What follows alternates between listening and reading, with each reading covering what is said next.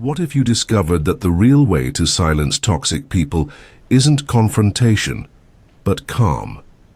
What if the most powerful comeback to manipulation was no comeback at all? And what if the ancient wisdom of a Roman emperor could teach you exactly how to make people walk away, simply because they can't shake your peace? In a world obsessed with speaking louder, reacting faster, and being heard no matter the cost, silence can be your greatest advantage. We live in an age of noise. Everyone has a voice. Everyone has an opinion. And somehow the loudest ones seem to be the most toxic, demanding your attention, baiting your emotions, and dragging you into their chaos. But what if you could take back control? What if you could become so internally calm, so mentally fortified, that the noise simply passed through you like wind through trees? What if your mind became an anchor in a storm of manipulation? This is exactly what Marcus Aurelius, the philosopher-emperor of Rome, discovered and practiced. He wasn't just a leader of armies. He was a leader of his own inner world. And among the countless lessons he wrote to himself, one stood out. A single principle that, when mastered, makes toxic people retreat. That principle wasn't aggression. It wasn't revenge. It was stillness. Stoic stillness. Not the kind that avoids problems, but the kind that neutralizes them. The kind that makes drama dry up because you don't feed it. The kind of quiet that echoes louder than any insult. You're about to learn the Stoic rule that gives you the upper hand without lifting a finger. This isn't a tactic, it's a transformation. Aurelius faced betrayal, political sabotage, and public scrutiny almost daily. He was undermined by those closest to him, lied to by those who smiled at him, and burdened with decisions that affected millions. And yet his response wasn't rage, it wasn't defense, it was reflection. In his private journal, never meant for publication, he repeatedly reminded himself, "You don't control their behavior, you control your mind." And through that single truth, he found freedom. Because when you realize that peace isn't something the world gives you, but something you choose regardless of what the world throws at you, your mindset becomes bulletproof. And the moment toxic people realize they can't trigger you, they walk away. Let's get practical. Imagine someone insults you in a meeting, calls you out unfairly in front of others. Your heart races, your palms sweat. Your pride says, fight back. But then, imagine pausing, breathing, looking at them, not with anger, but with calm, curiosity, and simply saying, noted, or better yet, saying nothing at all. That pause, that lack of engagement, that's power. Not passive power, but chosen restraint. And what happens next is predictable. The toxic person stumbles. They expected a spark, a bite, a battle, but you gave them a mirror. And toxic people hate mirrors, especially when they reflect their own emptiness. Marcus taught us this, not in lectures, but in the way he lived, not reacting to gossip, not chasing rumors, not explaining himself to those committed to misunderstanding him.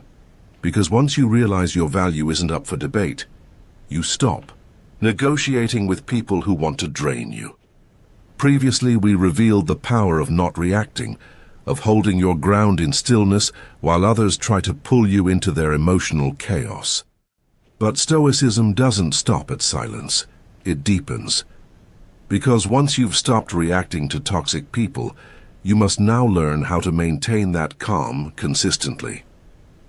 Marcus Aurelius didn't just avoid emotional traps, he prepared for them. And this preparation is your next level of strength. You've probably had this moment.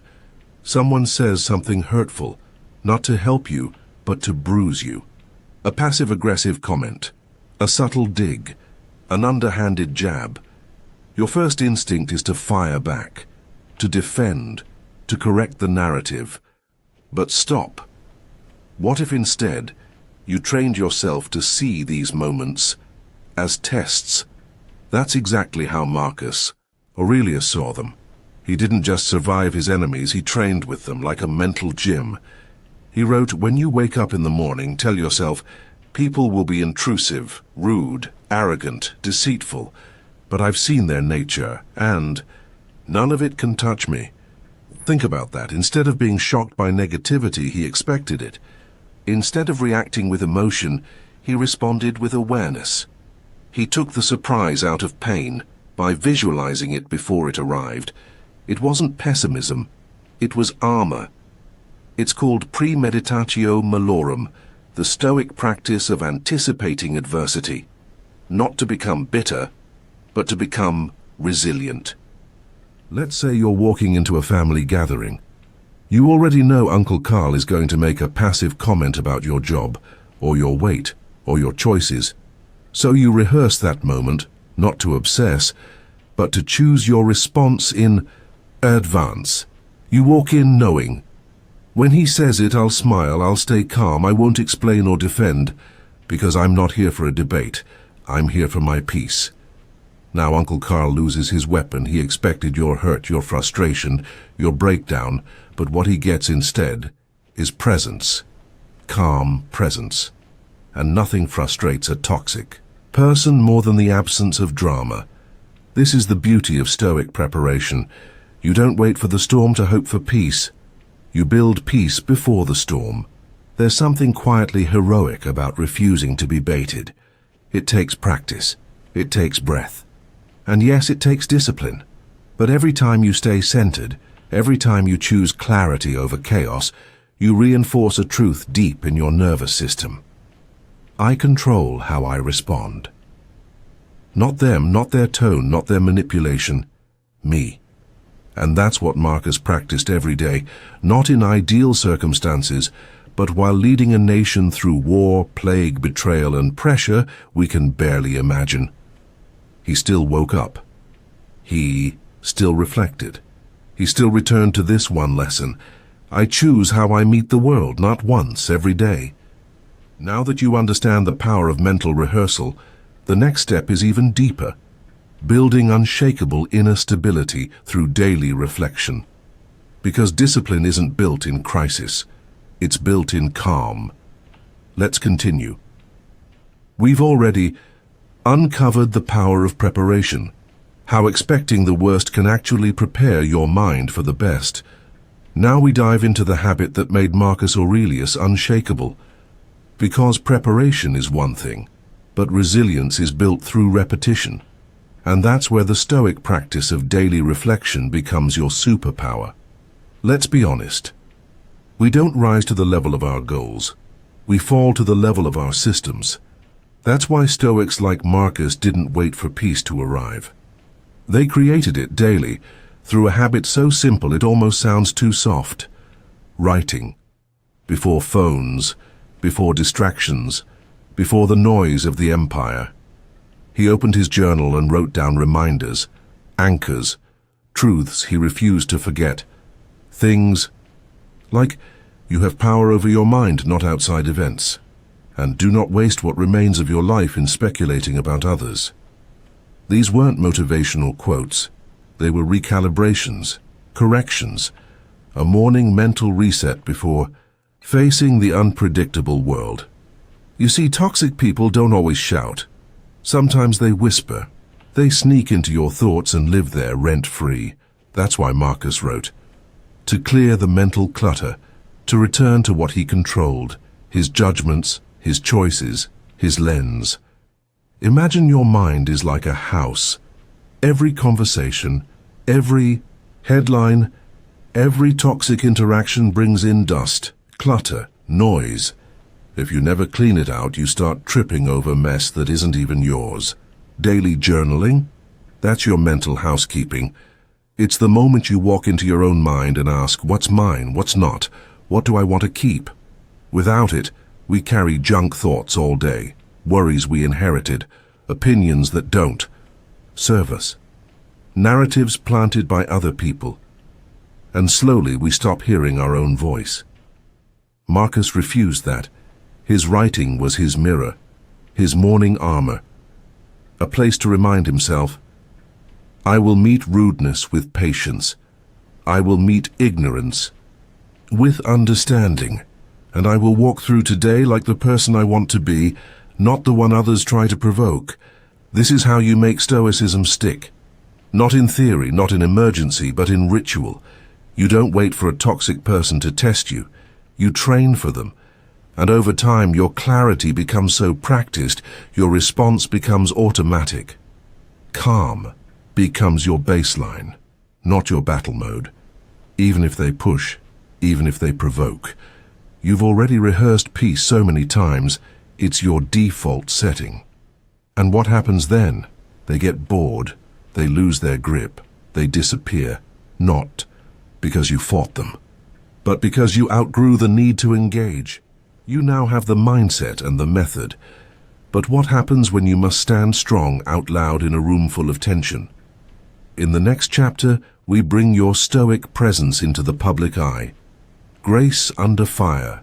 Strength without aggression. Let's go deeper. So far you've built inner clarity, trained your responses, and begun journaling to reset your mind each day. But Stoicism wasn't built for monks in caves. It was made for emperors on battlefields. For you, out in the world, surrounded by challenges. That's where your practice truly gets tested. How do you hold your peace when people around you try to shatter it? Picture yourself in a meeting. Someone takes credit for your idea. Another throws passive-aggressive jabs. All eyes shift. You feel the heat. Your mind starts racing. In that moment, you have two options.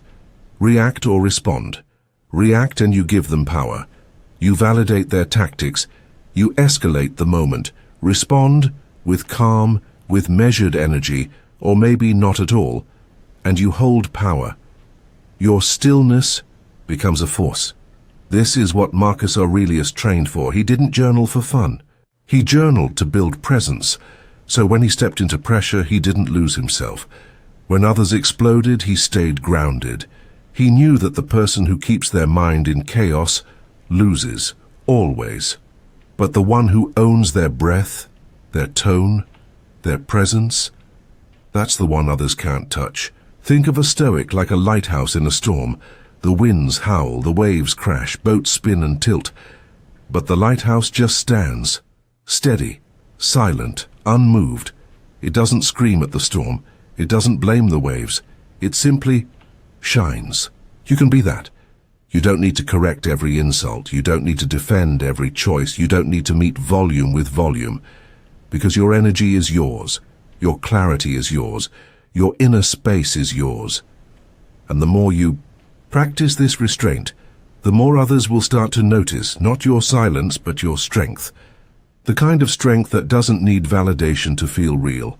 This discipline doesn't happen overnight. You'll slip. You'll snap back sometimes. That's okay. What matters is that you return. Return to your breath.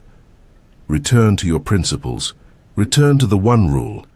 You control how you show up, not how they behave, not how they twist your words, just how you respond. And when that response is calm, intentional, and rooted in virtue, not emotion, everything shifts. You become the grounded one, the one people respect, not because you shout, but because you don't have to. And those who once pushed your buttons, they'll find new buttons to push somewhere else because they realize you're not a game they can play anymore. Now it's time to close strong. One final stoic truth that ties all of this together. A principle so powerful, it becomes your invisible armor, your quiet revolution. Let's finish what we started. Everything we've covered, mental clarity, emotional restraint, daily reflection, calm presence, leads us to one final unshakable truth. It's the heart of Stoicism. And if there's only one rule you carry from Marcus Aurelius, let it be this. You were not born to be ruled by the moods and manipulations of others. You were born to be free, internally. Here it is, plain and clear, let others do what they do. You do what aligns with your values, that's it. It's not flashy, it's not loud, but it's powerfully liberating. Toxic people don't need to be confronted. They need to be outgrown.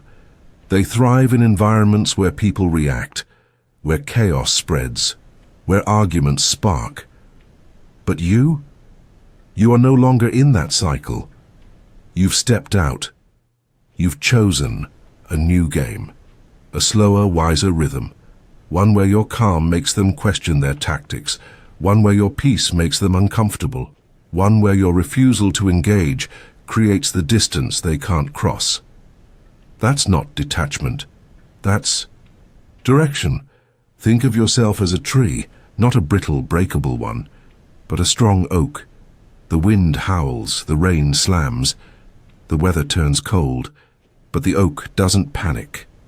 It bends, it flexes, and it holds its roots deep in the earth. That's your practice now. You won't stop toxic people from trying, but you don't need to. You simply stay rooted. You rise even when they want to drag you down, and soon enough, they stop trying, because they realize nothing they say changes how you move. Marcus Aurelius wasn't superhuman. He felt anger, he felt betrayal, he felt grief, but he trained himself to respond with clarity, not compulsion. To choose peace, not passivity. And that's exactly what you've been building. This isn't about perfection, it's about consistency. Each morning you reflect, each moment you pause, each time you hold back a reaction. That's strength. That's power. That's the Stoic rule in action. And slowly the noise fades, the manipulators move on, and you become untouchable, not because you fight, but because you've become unfazed. So the next time someone tries to pull you in, remember this. You don't owe anyone your energy. You don't have to match their tone. You don't have to react on their terms. Let them speak. Let them spin. Let them walk away if they must. You remain grounded, calm, clear. You remain you. That's the Stoic way. And it's not just a rule, it's a revolution. Practice it, embody it, and soon you'll discover what Marcus Aurelius knew all along. When you master yourself, you need nothing from anyone else. And that's when toxic people leave, because there's no foothold left to stand on. Your peace becomes your shield.